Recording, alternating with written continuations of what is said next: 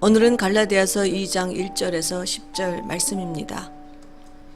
바울은 다메섹 길 위에서 예수님을 만난 후 열심히 이방 전도를 하다가 3년 후 예루살렘의 사도들을 찾았고 또 이후 14년 후에 다시 예루살렘을 찾습니다. 복음의 중심인 예루살렘으로 가 자신이 진짜 사도로 인정받은 것 같은 것에는 관심도 없는 바울입니다. 어쨌든 그는 10수년 후에 예루살렘으로 올라가는데 그것도 계시에 의해서라고 합니다.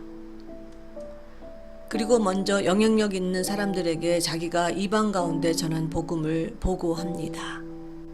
14년 후에 내가 바나바와 함께 디도를 데리고 다시 예루살렘에 올라갔노니 계시를 인하여 올라가 내가 이방 가운데서 전파하는 복음을 저희에게 제출하되 유명한 자들에게 사사로이 한 것은 내가 다름질하는 것이나 다름질한 것이 헛되지 않게 하려 함이라. 이렇게 바울은 당시 크리스천들 중 영향력 있는 사람들에게 자신의 복음을 보고하며 그들에 대한 예의를 표하지만 헬라 이방인인 제자 디도에게 할례를 받게 하지 않았습니다. 그러나 나와 함께 있는 헬라인 디도라도 억지로 할례를 받게 아니하였으니 당시 이것은 엄청난 사건입니다. 할례는 유대인들의 표식으로 하나님과의 가장 중요한 언약이기 때문입니다. 하나님과의 언약을 목숨처럼 지키는 유대인들에게 할례를 하지 않는다는 것은 있을 수 없는 일이었습니다. 더욱이 바리새인의 열렬한 유대교 신봉자였던 바울이 이 일의 중요성을 모를 리 없습니다. 하지만 바울은 이방인인 디도에게 할례를 시키지 않는 이유를 다음과 같이 설명합니다. 이는 가만히 들어온 거짓 형제 까닭이라. 저희가 가만히 들어온 것은 그리스도 예수 안에서 우리의 가진 자유를 엿보고 우리를 종으로 삼고자 함이로되 우리가 일시라도 복종치 아니하였으니 이는 복음의 진리로 너희 가운데 항상 있게 하려 함이라. 그러니까 주변의 거짓 크리스천들이 바울이 이방인인 디도에게 할례를 시키는지 안 시키는지를 지켜보고 있었기 때문입니다. 흠을 잡아 그들을 가짜로 몰기 위해서지요. 하지만 바울은 그런 것에 굴하지 않았습니다.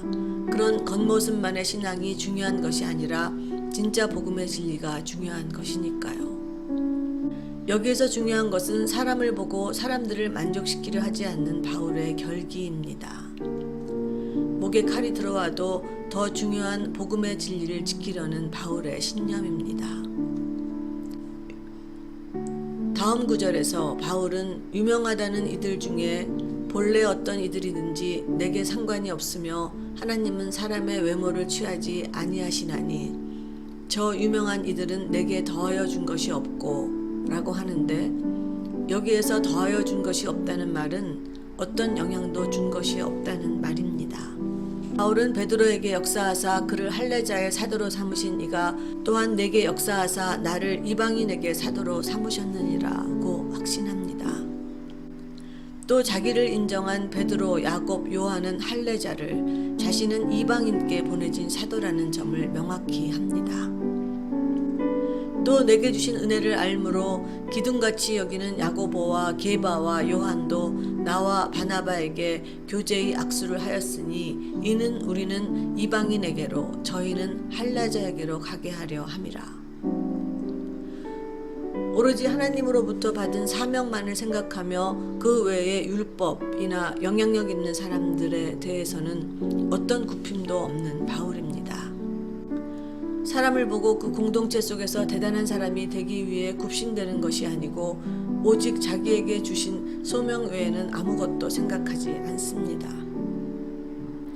할례에 대해 얼마나 많은 논쟁이 있었을지 짐작이 가지만 바울은 그 모든 논리, 설득, 협박에도 굴하지 않고 자기 길을 갔습니다. 예수님 살아생전에 직접 함께했던 사도들 앞에서도 너무나 당당합니다. 너는 그 일을 하고 나는 이 일을 위해 부름받았다는 식입니다. 사람을 기쁘게 하는 자가 아니라 하나님을 기쁘게 하는 자의 담대함, 당당함입니다. 오로지 하나님을 아는 자녀들만이 가질 수 있는 담대함입니다. 이런 담대함을 후손들에게 남겨주고 가는 그런 삶을 살아야겠습니다.